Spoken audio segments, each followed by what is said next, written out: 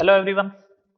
देखिए कल अपन chemical equilibrium start किया था, तो अपन ने पढ़ा था सबसे पहले डिग्री ऑफ डिसोसिएशन क्या होता है, डिग्री ऑफ डिसोसिएशन और वेपर डेंसिटी में क्या रिलेशन होता है, रिवर्सिबल और इरिवर्सिबल रिएक्शंस की भी बात की थी। यहां तक अपनी सारी बात हो गई थी, क्वेश्चंस वगैरह सारे हो गए थे। आज अपन स्टार्ट कर रहे हैं इक्विलिब्रियम क्या होता है, साम्य क्या होता है, उसके बाद अपन बात करेंगे साम्य की कंडीशन क्या है, ठीक है, साम्य कितने प्रकार का होता है, सारी बात करते हैं। ठीक है, आओ बात करते हैं सबसे पहले इक्विलिब्रियम की। सबसे पहले बात करते हैं अपन इक्विलिब्रियम की, साम्य क्या होता है।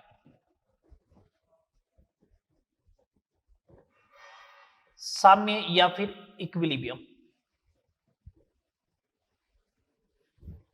साम्य या फिर इक्विलिब्रियम, ठीक है, क्या होता है बात करते हैं।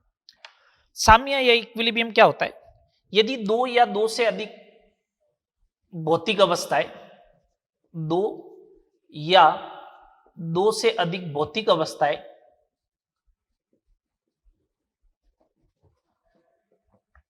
भौतिक अवस्थाएं या स्पीसीज एक साथ उपस्थित हो, एक साथ उपस्थित हो तो उसे साम्य कहते हैं। तो उसे अपन क्या बोलेंगे, साम्य बोलेंगे। दो या दो से अधिक या तो भौतिक अवस्था हो या फिर स्पीसीज अगर एक साथ उपस्थित हो, दो स्पीसीज हो सकती है जैसे रिएक्टेंट प्रोडक्ट हो गया, या दो से अधिक भौतिक अवस्थाएं एक साथ हो जैसे सॉलिड और लिक्विड हो गया या लिक्विड गैस हो गया। तो अगर ये एक साथ उपस्थित होते हैं, एक साथ एग्जिस्ट करते हैं, तो उसे अपन क्या बोलेंगे, इक्विलिब्रियम बोलेंगे। आ रही बात समझ में, उसे अपन क्या बोलेंगे, इक्विलिब्रियम बोलेंगे। तो सिंपल सी बेसिक सी डेफिनेशन ये हो गई इक्विलिब्रियम की, बेसिक सी इक्विलिब्रियम की डेफिनेशन ये हो जाएगी। ठीक है, अब देखो इक्विलिब्रियम जो है, साम्य जो है वो दो प्रकार का हो सकता है। साम्य जो है वो दो प्रकार का हो सकता है। एक तो होगा भौतिक साम्य, फिजिकल इक्विलिब्रियम, भौतिक साम्य। एक होता है केमिकल, रासायनिक साम्य।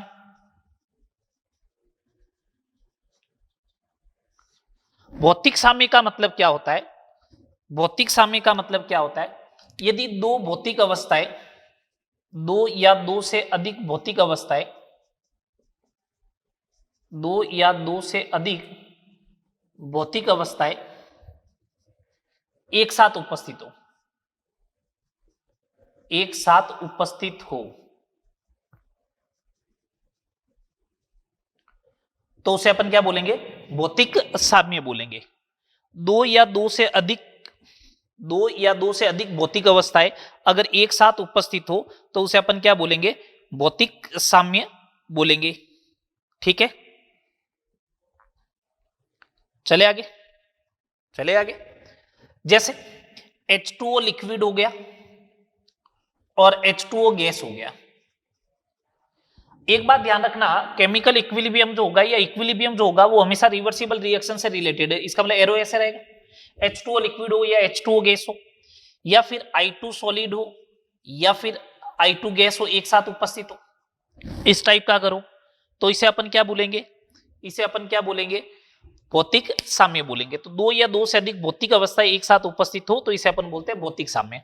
रासायनिक साम्य में दो या दो से अधिक स्पीसीज, दो या दो से अधिक स्पीसीज एक साथ उपस्थित हो, स्पीसीज एक साथ उपस्थित हो, जैसे N2 gas plus 3H2 gas convert हो गया 2 टाइम्स NH3 गैस में। अपन को केमिकल इक्विलिब्रियम में बेसिकली ये पढ़ना है। केमिकल इक्विलिब्रियम जो है वो मॉलिक्यूलर इक्विलिब्रियम है।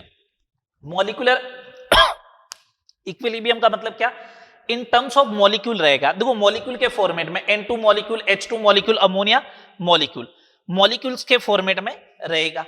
अच्छा, ये भी इक्विलिब्रियम हो सकता है, CH3COOH कन्वर्ट हुआ CH3CO- प्लस H प्लस में, तो ये तो जो है वो मॉलिक्यूलर इक्विलिब्रियम है और ये आयोनिक इक्विलिब्रियम है। अनडिसोसिएट पार्ट, अनआयनित भाग और आयनित भाग अगर एक दूसरे के साथ साम्य अवस्था में हो, अनआयनित और आयनित भाग अगर एक दूसरे के साथ साम्य अवस्था में हो तो उसे अपन क्या बोलते हैं, उसे अपन बोलते हैं रासायनिक या केमिकल इक्विलिब्रियम। ये तो आयोनिक हो जाएगा। और मॉलिक्यूलर इक्विलिब्रियम जो होता है, आणविक इक्विलिब्रियम जो होता है, उसे बोलते हैं रासायनिक में पढ़ते हैं अपन। और आयनित एवं अनआयनित भाग का जो इक्विलिब्रियम है उसको अपन किस में पढ़ते हैं, आयोनिक इक्विलिब्रियम। बेसिकली इंट्रोडक्शन ये है इक्विलिब्रियम का कि इक्विलिब्रियम होता क्या है। तो इक्विलिब्रियम अपन ने पढ़ा दिया कि दो या दो से अधिक भौतिक अवस्था एक साथ हो या फिर दो या दो से अधिक स्पीसीज एक साथ उपस्थित हो तो उसे अपन क्या बोलते हैं, इक्विलिब्रियम बोलते हैं। चलो आगे बोलो।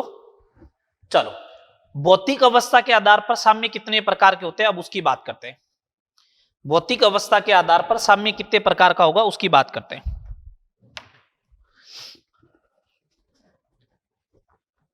भौतिक अवस्था के आधार पर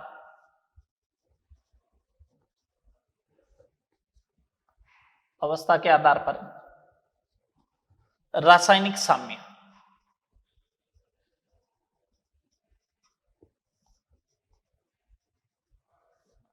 भौतिक अवस्था के आधार पर रासायनिक साम्य के कौन कौन से प्रकार होंगे वो देख लेते हैं अपन पहले। कि भौतिक अवस्था फिजिकल स्टेट के बेसिस पर इक्विलिब्रियम जो है वो किस टाइप से रहेगा वो देखो। दो टाइप का होता है, एक होता है समांगी साम्य, होमोजीनियस इक्विलिब्रियम। होमोजीनियस इक्विलिब्रियम का मतलब ये है, होमोजीनियस इक्विलिब्रियम का मतलब ये है, सुनना बात को, होमोजीनियस इक्विलिब्रियम का मतलब ये है यदि सभी स्पीसीज की भौतिक अवस्थाएं एक समान हो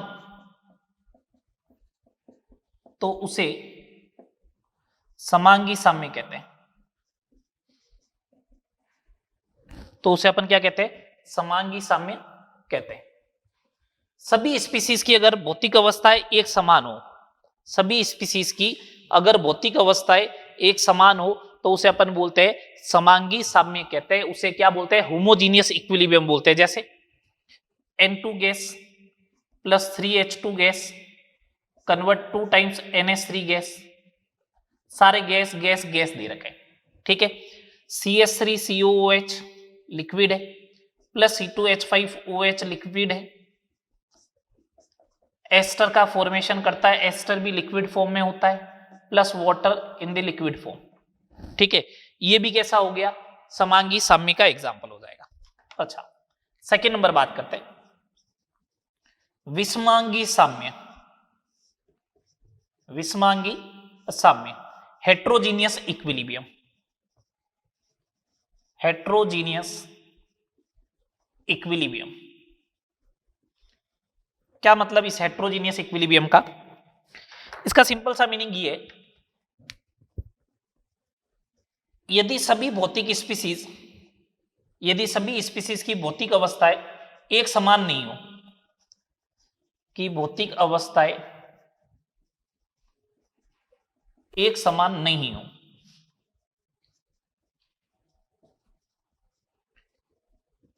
तो उसे विषमांगी साम्य कहते हैं। जैसे ये कैल्शियम कार्बोनेट हो गया सॉलिड, ये देखो calcium oxide solid plus CO2 gas में, दो भौतिक अवस्थाएं होगी सॉलिड और गैस की। इसी टाइप से अमोनियम हाइड्रोजन सल्फाइड ले लो, ये भी फेमस है, NH3 गैस में प्लस H2S गैस में, ये हो जाएगा, ठीक है। एक से अधिक भौतिक अवस्थाएं होगी सॉलिड और गैस।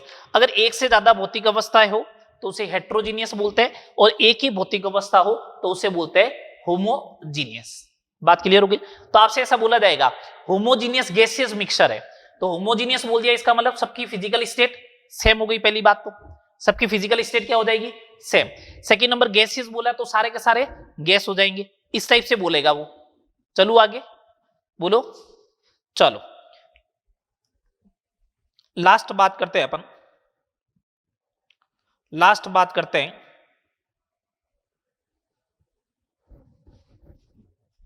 नेक्स्ट बात करते हैं लॉ ऑफ मास एक्शन की। भैया ये ह्यूमिडिटी की वजह से बोर्ड भी बहुत मुश्किल से साफ होता है।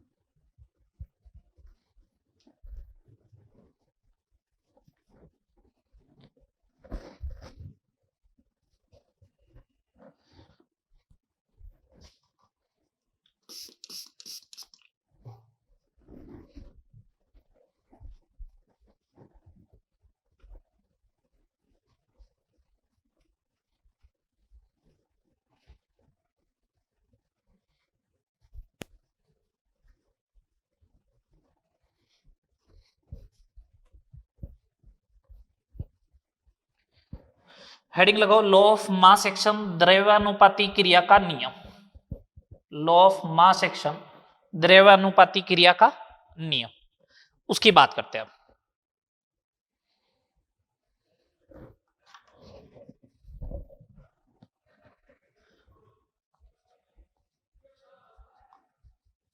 लॉ ऑफ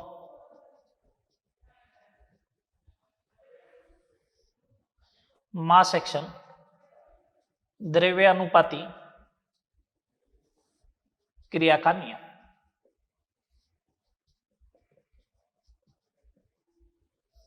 ये लो, इसके अंदर कुछ वर्ड आएंगे, उसको पहले अपन डिफाइन कर लेते हैं, फिर इसके बाद ये लॉ जो है वो गुल्डबर्ग और वागे करके दो साइंटिस्ट थे, गुल्डबर्ग एंड वागे, उन्होंने दिया था। नाम अपन को ध्यान रखने की जरूरत नहीं है, कोई नहीं पूछता है, गुल्डबर्ग और वागे ने दिया था, ठीक है ना। सबसे पहले अपन इसके अंदर पढ़ते हैं एक्टिव मास क्या होता है, सक्रिय द्रव्यमान क्या होता है। एक्टिव मास या फिर सक्रिय द्रव्यमान, ये क्या होता है, अपन इसकी बात करते हैं सबसे पहले, ठीक है। चलो, क्या होता है एक्टिव मास या सक्रिय द्रव्यमान? तो अपन बोले एक्टिव मास या सक्रिय द्रव्यमान क्या होता है, किसी स्पीसीज का, ऐसे लिखो,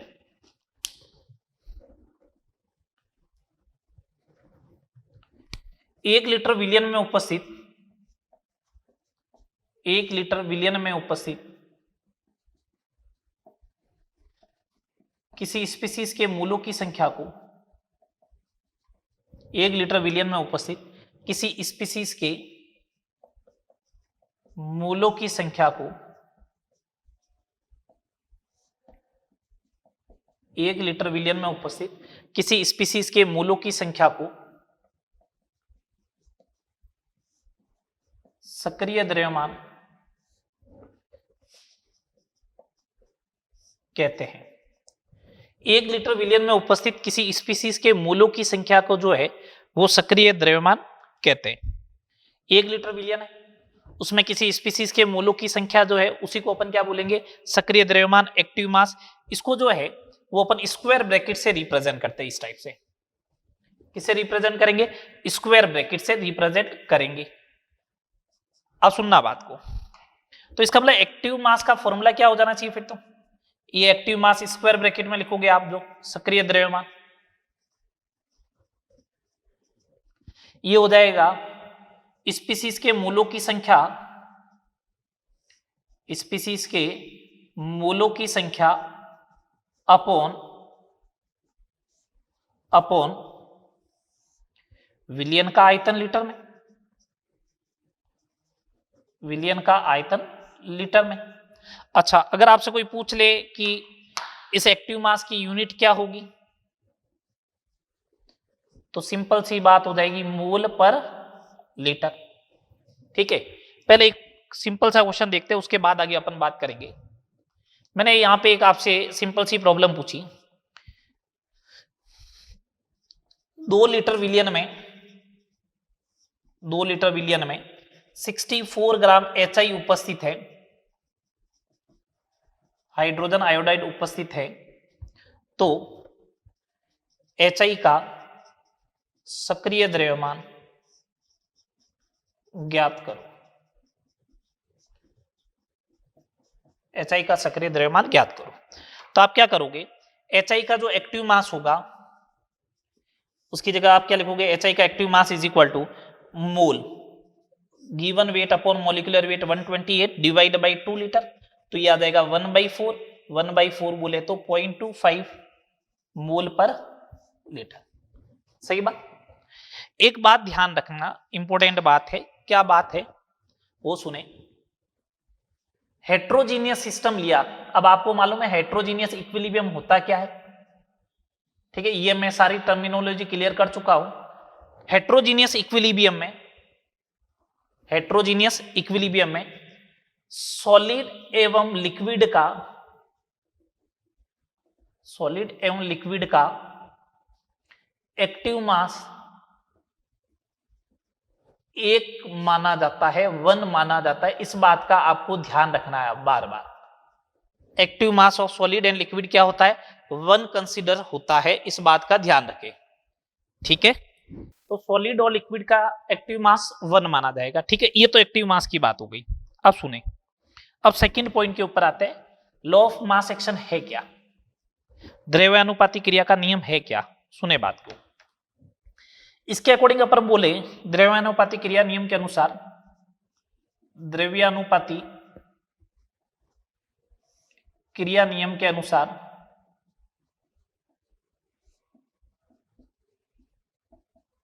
किसी अभिक्रिया की दर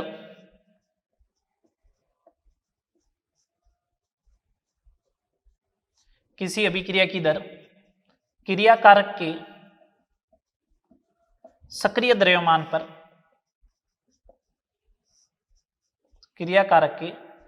द्रव्यमान पर निर्भर करती है। अभिक्रिया की जो दर है वो क्रियाकारक के किसके ऊपर डिपेंड करेगी, सक्रिय द्रव्यमान के ऊपर डिपेंड करेगी। द्रव्यानुपाती क्रिया नियम के अनुसार किसी अभिक्रिया की जो दर है वो क्रियाकारक के सक्रिय द्रव्यमान पर निर्भर करती है, इस बात का आपको ध्यान रहे, ठीक है। अगर जैसे मैं एक सिंपल सी बात लिखूं, एक रिएक्शन लिखता हूं सिंपल सी, ठीक है, मैं एक स्टेटमेंट लिखता हूं, रेट जो होगी वो डायरेक्टली प्रोपोर्शनल होगी एक्टिव मास, ये ओनली फॉर द्रव्यानुपाती क्रिया नियम के अनुसार है, एक्टिव मास ऑफ रिएक्टेंट की पावर SC का मतलब क्या, स्टोइकियोमेट्रिक कोफिशिएंट, स्टोइकियोमिति गुणांक, क्या हो जाएगा, स्टोइकियोमेट्रिक कोफिशिएंट, स्टोइकियोमिति गुणांक। अब एग्जांपल समझो, एग्जांपल से ही समझ में आएगी ये चीजें। जैसे मैंने एक रिएक्शन लिखी R2P, मेरे को बोला ये रिएक्शन ऐसे ही है, अपन फॉरवर्ड सेंस में बात कर रहे हैं, अभी मैं बैकवर्ड सेंस में तो बात ही नहीं कर रहा हूं।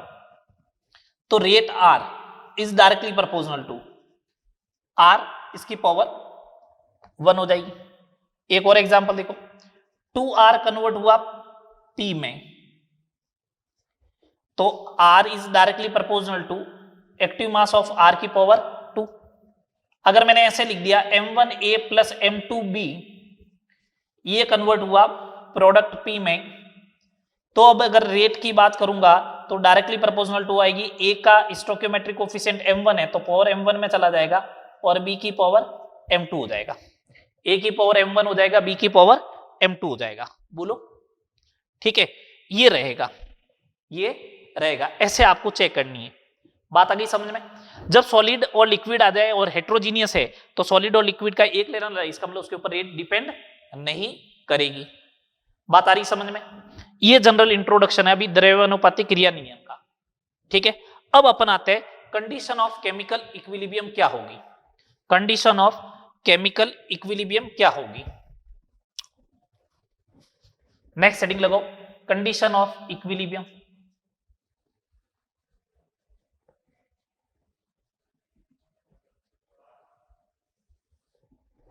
Condition of equilibrium. इक्विलिब्रियम की कंडीशन क्या है उसको अपन समझते हैं। सुनना बात, एक रिएक्शन लिख रहा हूं, रिवर्सिबल रिएक्शन, आर कन्वर्ट हो रहा है पी में, आर कन्वर्ट हो रहा है पी में, टी इक्वल टू 0 टाइम पे इसकी कंसेंट्रेशन मैक्सिमम मान ली 100 होती है, इसकी 0 होती है, क्योंकि रिएक्टेंट से ही प्रोडक्ट में अपन जनरली कन्वर्ट करते हैं। तो मेरे को अगर स्टार्टिंग में पूछे टी इक्वल टू 0 टाइम पे, तो रेट ऑफ फॉरवर्ड डायरेक्शन, अब इसके अंदर दो रिएक्शन हो रही है, सुनना बात को, इसके अंदर दो रिएक्शन हो रही है, कौन कौन सी, इसके अंदर दो रिएक्शन हो रही है, कौन कौन सी, एक तो फॉरवर्ड रिएक्शन हो रही है, फॉरवर्ड वो हो रही है आर कन्वर्ट हो रहा है पी में, एक हो रही है बैकवर्ड, बैकवर्ड कौन सी हो रही है, पी कन्वर्ट हो रहा है आर में। फॉरवर्ड की रेट की बात करूंगा तो R F is directly proportional to R के होगा, और आर बैकवर्ड जो होगा वो डायरेक्टली प्रोपोर्शनल टू कंसेंट्रेशन या एक्टिव मास ऑफ पी होगा। सही बात बोल रहा हूं, बोलिए, ऐसा ही होगा। अब अगर ऐसा है, अगर ऐसा है तो सुनना बात को ढंग से, ऐसा है तो सुनना बात को। स्टार्टिंग में बात करूंगा तो रेट ऑफ फॉरवर्ड टी बराबर 0 पे आर एफ मैक्सिमम होगा, क्यों, ये 100 है और ये मैक्सिमम वैल्यू होगी, और आर भी 0 होगा और ये मिनिमम है।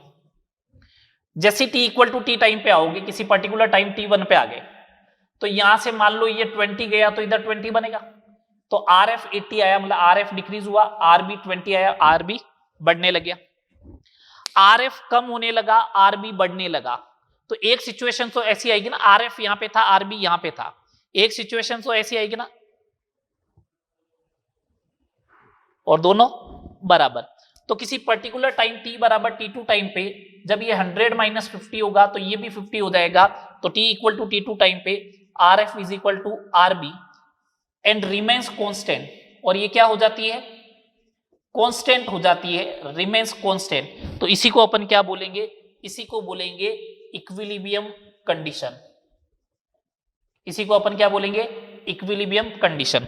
तो इक्विलिब्रियम कंडीशन क्या होगी, सुनना बात को, इक्विलिब्रियम कंडीशन क्या होगी, इक्विलिब्रियम कंडीशन उसको बोलते हैं अपन, इक्विलिब्रियम कंडीशन उसको बोलते हैं जब रेट ऑफ फॉरवर्ड और रेट ऑफ बैकवर्ड बराबर हो जाए, rate of forward and rate of backward बराबर हो जाए और कांस्टेंट और हो जाए, फॉरवर्ड और बैकवर्ड की रेट बराबर और कांस्टेंट भी हो जाए, तो उसी को अपन बोलते हैं कंडीशन ऑफ केमिकल इक्विलिब्रियम। ये समझ में आया, बोलो। अब सुनना होगा क्या, आर एफ बराबर आर बी हुआ, उस कंडीशन में 5 की रेट से इधर जाएगा फॉरवर्ड में, तो जैसे सुनना 5 की रेट से अगर इधर जाएगा तो हैंड टू हैंड 5 की रेट से इधर आ जाएगा। तो अगर इसके सपोज करो 50 मोल है, इधर भी 50 है, तो जैसे ही 5 इधर गया तो यहाँ 55 होने लगे, उसी टाइम 5 उसने इधर भेज दिया, तो इधर वापस 50 हो गए, इधर 45 का 50 हो गया, तो इसका मतलब कंसेंट्रेशन क्या हो गई, कांस्टेंट हो गई, मोल क्या हो गए, कांस्टेंट हो जाएंगे, लेकिन रेट क्या रहेगी, बराबर और कांस्टेंट रहनी चाहिए, उसी को अपन बोलेंगे कंडीशन ऑफ केमिकल इक्विलिब्रियम। ठीक है, उसी को अपन बोलेंगे कंडीशन ऑफ केमिकल इक्विलिब्रियम। चलो आगे, अब अपन बात करते हैं इक्विलिब्रियम की कैरेक्टरिस्टिक्स क्या होगी, इक्विलिब्रियम की कैरेक्टरिस्टिक्स क्या होगी उसकी बात करते हैं। ठीक है, चलो नेक्स्ट देखिए साम्य की विशेषताएं, साम्य की विशेषताएं, कैरेक्टरिस्टिक्स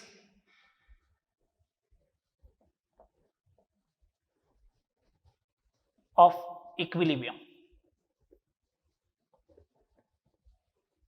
साम्य की विशेषताएं।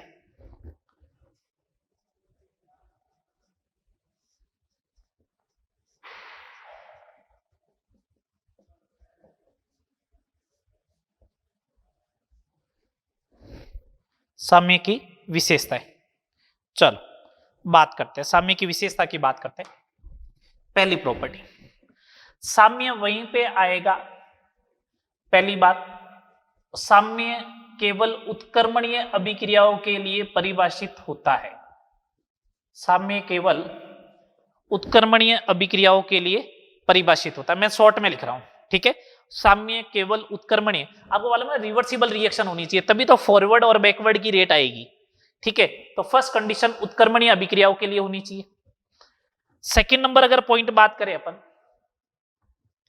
तो क्लोज कंटेनर में होनी चाहिए, क्लोज कंटेनर में नहीं हुई तो रिएक्शन रिवर्सिबल नहीं होगी, और रिएक्शन अगर रिवर्सिबल नहीं हुआ तो फिर दिक्कत है। ठीक है, रिएक्शन अगर रिवर्सिबल नहीं हुआ तो इक्विलिब्रियम नहीं आएगा। थर्ड नंबर, साम्य पर at equilibrium rate of forward बराबर रेट ऑफ बैकवर्ड एंड नियत हो जाती है। साम्य पे रेट ऑफ फॉरवर्ड और रेट ऑफ बैकवर्ड जो है वो बराबर और नियत हो जाएगी। समझ में आ रही है बात? साम्य पर जो है वो रेट ऑफ फॉरवर्ड रिएक्शन और रेट ऑफ बैकवर्ड रिएक्शन बराबर एवं नियत हो जाती है, जो अपन ने कैरेक्टरिस्टिक्स पढ़ी थी। फोर्थ नंबर पॉइंट पे बात करते हैं। साम्य को किसी भी दिशा से प्राप्त किया जा सकता है, फॉरवर्ड डायरेक्शन से भी और बैकवर्ड डायरेक्शन से भी। साम्य को जो है वो किसी भी दिशा से प्राप्त किया जा सकता है, इस बात का ध्यान रखना। कोई जरूरी नहीं है कि रिएक्टेंट ही स्टार्टिंग में 100 लिया जाए और प्रोडक्ट 0 लिया जाए, कोई जरूरी नहीं है। अगर प्रोडक्ट आप स्टार्टिंग में मैक्सिमम लोगे तो रिएक्शन बैकवर्ड से स्टार्ट होगी, उस कंडीशन में रेट ऑफ बैकवर्ड स्टार्टिंग में मैक्सिमम होगी, रेट ऑफ फॉरवर्ड स्टार्टिंग में मिनिमम होगी, फिर बैकवर्ड की कम होती जाएगी, फॉरवर्ड की बढ़ती जाएगी। एक सिचुएशन पे दोनों क्या हो जाएगी? बराबर हो जाएगी। एक सिचुएशन पे दोनों बराबर हो जाएगी। तो दोनों दिशाओं से प्राप्त किया जा सकता, कोई जरूरी नहीं है रिएक्टेंट की साइड से ही आए। समझ रहे हो बात? अब सुनना आगे। Fourth number point, fifth number point, साम्य पर क्रियाकारक, साम्य पर क्रियाकारक एवं उत्पाद की सांद्रता बराबर हो भी सकती है, हो भी सकती है अथवा नहीं। सेम हो भी सकती है और नहीं भी हो सकती, कोई गारंटी नहीं है। सेम भी हो सकती है और नहीं भी हो सकती है। एग्जाम्पल समझा रहा हूं, देखना। एग्जाम्पल से समझो कि बराबर होगी या नहीं होगी, उसको आप एग्जाम्पल से समझिएगा। जैसे मैंने एक रिएक्शन लिखी, आर कन्वर्ट हो रहा है पी में, टी बराबर 0 टाइम पे 100 और ये 0 है, तो यहां पे आर एफ जो आएगा वो 100 आएगा और आर भी 0 आएगा, बराबर नहीं है अभी, तो इक्विलिब्रियम नहीं आया। T equal to T time पे, T1 टाइम पे 100 माइनस 20 है, ये 20 है, आर एफ अभी 80 आ रहा है, आर भी अभी 20 आ रहा है, तो इक्विलिब्रियम नहीं है, अभी भी नहीं है ना। T equal to T2 time पे अगर यहां से 50 जाएगा तो इधर 50 बनेगा, तो आर एफ कितना हो गया? 50, आर बी भी कितना हो गया? 50। तो बोलो आर एफ और आर बी बराबर है या नहीं? हो गया ना बराबर, तो इसका मतलब इक्विलिब्रियम आ गया। तो ये कंडीशन जो है वो इक्विलिब्रियम को रिप्रेजेंट कर रही है। यहां पे सांद्रता बराबर है किसकी? क्रियाकारक एवं उत्पाद, दोनों की सांद्रता क्या है? बराबर है, अभी तो बराबर है। अब सुनना बात को आराम से, आराम से सुनना। अगला एग्जांपल लिया मैंने, ए कन्वर्ट हो रहा है 2b में, टी इक्वल टू 0 टाइम पे इसकी कंसंट्रेशन 105 है, इसकी 0 है, आर एफ 105 आएगा, आर बी 0 आएगा। लो, T equal to T1 time पे इसमें से 2 माइनस कर दो, 105 में से 2 माइनस कर दो तो इधर 4 बनेगा, तो आर एफ कितना हो जाएगा? 103, आर बी कितना हो जाएगा? 4 का स्क्वायर 16। बैकवर्ड की रेट के लिए तो बी का स्क्वायर आएगा ना, तो 16 हो जाएगा। अच्छा, t equal to T2 time पे यहां से मैंने 5 माइनस किया तो इधर 10 बनेगा, तो आर एफ बराबर 100 और आर बी भी 100 आएगा, 10 का स्क्वायर। ठीक है, अब बताओ इक्विलिब्रियम तो आ गया, ये इक्विलिब्रियम है, साम्य तो आ गया, लेकिन इस साम्य पर सांद्रता बराबर है क्या? सांद्रता बराबर नहीं है। तो सांद्रता बराबर हो भी सकती है और नहीं भी हो सकती है, लेकिन कांस्टेंट जरूर रहेगी, अब फिक्स रहेगी 100 और 10। अगले पॉइंट पे बात करते हैं, अगले पॉइंट पे बात करते हैं, फिफ्थ 6 नंबर पॉइंट, साम्य पर मापने योग्य गुणधर्म, साम्य पर मापने योग्य गुणधर्म कौन कौन से? दाब है, सांद्रता है, घनत्व है, रंग की तीव्रता है, इंटेंसिटी ऑफ कलर, नियत हो जाते हैं, नियत हो जाते हैं। साम्य पर जितने भी मेजरेबल प्रॉपर्टी होती है, जितनी भी मेजरेबल प्रॉपर्टीज होती है, वो सारी की सारी क्या हो जाएगी? कांस्टेंट हो जाएगी। साम्य पर जितने भी मापने योग्य गुणधर्म है वो सारे के सारे क्या हो जाएंगे? कांस्टेंट हो जाएंगे। एग्जांपल से समझना, अगर मैंने एक रिएक्शन करवाता हूं H2 gas plus I2 gas 2HI gas, देखो यहां पे I2 का जो कलर होता है ना वो बैंगनी रंग का होता है, वॉयलेट कलर का होता है, ठीक है। H2 कलरलेस है, HI कलरलेस है, तो T बराबर 0 पे I2 मैक्सिमम होता है, I2 मैक्सिमम होता है तो बैंगनी रंग की तीव्रता भी मैक्सिमम होती है। बोलो कि तीव्रता मैक्सिमम, तीव्रता जो होगी वो क्या होगी? मैक्सिमम। जैसे जैसे टाइम स्पेंड होता जाता है I2 के मोल घटेंगे तो तीव्रता भी जो है वो घटेगी, और इक्विलिब्रियम आएगा तो इसके मोल क्या हो जाएंगे? नियत हो जाएंगे। इसके मोल नियत हो जाएंगे तो तीव्रता भी क्या होगी? नियत हो जाएगी। बैंगनी रंग की तीव्रता भी क्या हो जाएगी? नियत हो जाएगी, ठीक है। स्टार्टिंग में कलर की इंटेंसिटी बहुत ज्यादा होगी, लेकिन जैसे जैसे I2 HI में कन्वर्ट होगा इंटेंसिटी ऑफ कलर क्या होती जाएगी? डिक्रीज होती जाएगी, ठीक है। बात चले आगे, आगे बात करते हैं, सुनना बात को। Next 7 number point, 7 number point, अगर मैं नेक्स्ट पॉइंट पे बात करूं तो साम्य जो होता है, रासायनिक साम्य, वो गतिशील प्रकृति का होता है, डायनामिक नेचर का होता है। साम्य गतिशील प्रकृति का होता है, रासायनिक साम्य जो है वो गतिशील प्रकृति का होता है, डायनामिक नेचर का होता है। साम्य कैसा होगा? डायनामिक नेचर का होगा, गतिशील प्रकृति का होता है। दो, गतिशील प्रकृति का मतलब क्या, डायनामिक नेचर का मतलब क्या, इसको समझो आप तो, कि डायनामिक नेचर का मतलब क्या है, इसको समझना। साम्य जो है वो गतिशील प्रकृति का होता है, डायनामिक नेचर का होता है। इसका मतलब क्या कि साम्य पर रिएक्शन रुकती नहीं है, रिएक्शन तो अभी भी चल रही है। साम्य पर रिएक्शन रुकती नहीं है, साम्य पर रिएक्शन अभी भी चल रही है, उसको बोलते हैं डायनामिक नेचर का। उसको क्या बोलते हैं अपन? डायनामिक नेचर का। तो साम्य पर रिएक्शन कभी रुकती नहीं है, रिएक्शन चलती है। उसका एग्जांपल देता हूं, अगर आपने N2 gas plus 3H2 gas लिया और सामने रखा 2 टाइम्स अमोनिया गैस, यदि साम्य पर आपने D2 मिलाया तो कौन कौन सी स्पीसीज अब उपस्थित होगी? तो देखो N2 तो है ही है, H2 है ही है, अमोनिया है, लेकिन ये देखा गया ND3 भी मिला। इसका मतलब N2 ने ड्यूटेरियम के साथ रिएक्शन कर दी और ND3 बना दिया। कोई जरूरी नहीं है 2 ड्यूटेरियम आए 1 हाइड्रोजन आए तो ये बनेगा, 2 हाइड्रोजन आए 1 ड्यूटेरियम आए तो ये बनेगा, ठीक है। इसके अलावा D2 तो होगा ही होगा, और जब NH2 टूटे उस समय H और D कंबाइन होकर HD भी बना सकते हैं। तो टोटल कितनी स्पीसीज प्रेजेंट होगी इक्विलिब्रियम पर? टोटल कितनी स्पीसीज प्रेजेंट होगी इक्विलिब्रियम पर? इक्विलिब्रियम पर टोटल स्पीसीज प्रेजेंट होगी कितनी? 8। कितनी स्पीसीज? 8। ये साम्य गतिशील प्रकृति का होता है, यहां से प्रूव होता है। नेक्स्ट 8 नंबर पॉइंट पे अगर अपन बात करें, 8 नंबर पॉइंट पे बात करें कि साम्य गतिशील प्रकृति का होता है, उसके आगे अगर अपन बात करें, साम्य पर जो है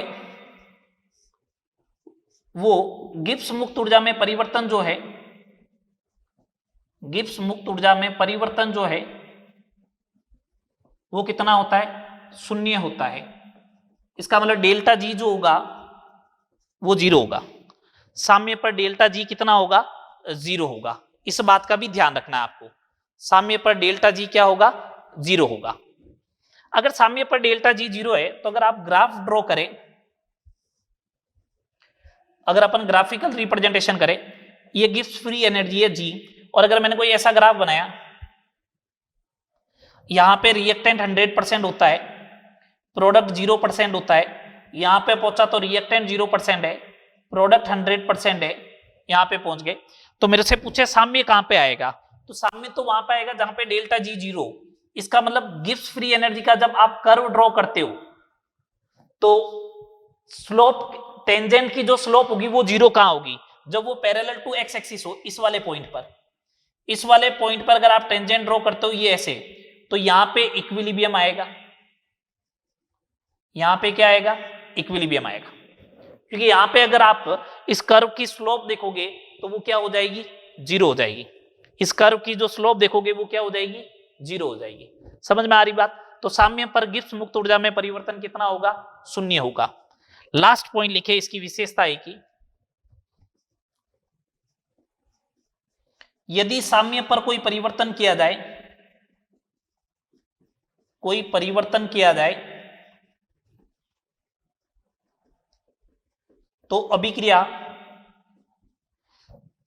उस दिशा में विस्थापित होगी,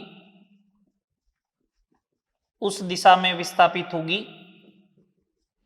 जहां पुनः साम्य स्थापित किया जा सके।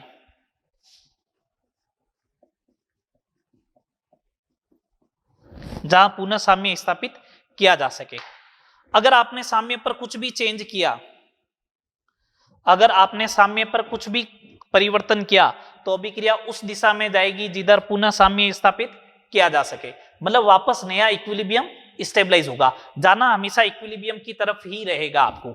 ठीक है, यहां तक नोट करो, फिर आगे बात करते हैं। चलो अब इक्विलिब्रियम कांस्टेंट लिखना सीख रहे हैं। ठीक है, इक्विलिब्रियम कांस्टेंट साम्य अवस्था स्थिरांक सांद्रता के पदों में, साम्य अवस्था स्थिरांक सांद्रता के पदों में।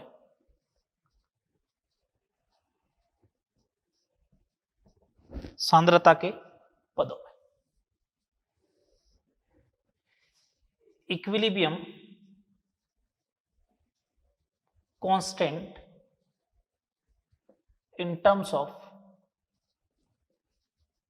कंसंट्रेशन। समझना बात को आराम से। अगर एक रिएक्शन दे रखी हो आपको, एक रिएक्शन दे रखी है M1A प्लस M2B कन्वर्ट हुआ N1C प्लस N2D में, तो इसके अंदर दो रिएक्शन होगी। कौन कौन सी, एक तो फॉरवर्ड रिएक्शन है, फॉरवर्ड रिएक्शन कौन सी, M1A प्लस M2B कन्वर्ट हुआ N1C प्लस N2D में, और एक जो है वो है अपने पास बैकवर्ड रिएक्शन है। बैकवर्ड रिएक्शन में कौन है, N1C प्लस N2D मिलके क्या बनाएगा, M1A प्लस M2B मिलाएगा। सही बात, ये चीज है। मैं रेट ऑफ फॉरवर्ड रिएक्शन लिख रहा हूं, RF is directly proportional to reactant, ये लो डायरेक्टली प्रोपोर्शनल टू का साइन हटाया, KF लिख दिया।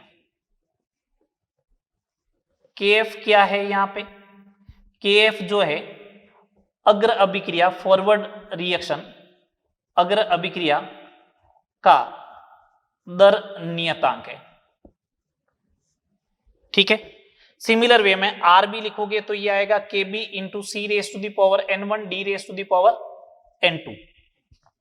KB क्या है, पश्च अभिक्रिया का दर नियतांक है। पश्च अभिक्रिया का क्या हो जाएगा, दर नियतांक हो जाएगा। समझ में आ रही है बात। ठीक है, अब सुनना बात को। साम्य पर RF तो RB के बराबर होगा, साम्य पर RF RB के बराबर होगा तो करो बराबर। RF की वैल्यू पुट कर दो KF A raise to the power M1 B raise to the power M2, RB की जगह KB C raise to the power N1 D raise to the power N2। KF upon KB कर लेता हूं, KF upon KB कर लेते हैं। चलो, C raise to the power N1 D raise to the power N2 upon A raise to the power M1 B raise to the power m2।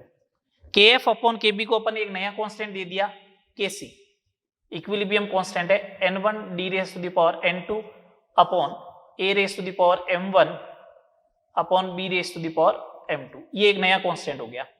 k का मतलब equilibrium constant और c का मतलब सांद्रता के पदों में। k का मतलब इक्विलिब्रियम कांस्टेंट और c का मतलब किसके पदों में? सांद्रता के पदों में, सांद्रता के पदों में। समझ रहे हो बात? ठीक है। k का मतलब इक्विलिब्रियम कांस्टेंट, c का मतलब सांद्रता के पदों में, ये हो जाएगा। नॉर्मली अगर बोलूं इन जनरल तो kc जो होगा वो p बाई आर होगा। मैं बार बार ये बोलूंगा p बाई आर है, देखो p बाई आर है, मैं ऐसा बोलूंगा kc जो होगा वो जनरली किसके टर्म्स में होगा? p बाई आर के टर्म्स में होगा। चले आगे बात करें। ये तो हो गया equilibrium constant in terms of concentration. Equilibrium constant